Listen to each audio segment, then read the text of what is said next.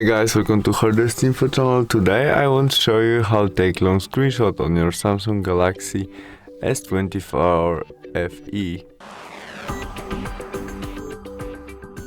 Start off opening Google Chrome application or application with support long screenshot. It can be Google Chrome or something like that which have more information than you have on the one side of screen where we can scroll.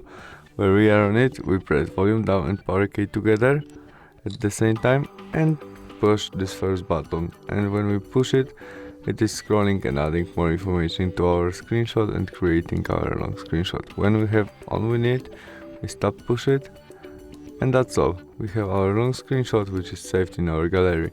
Thanks for watching, see you soon, bye.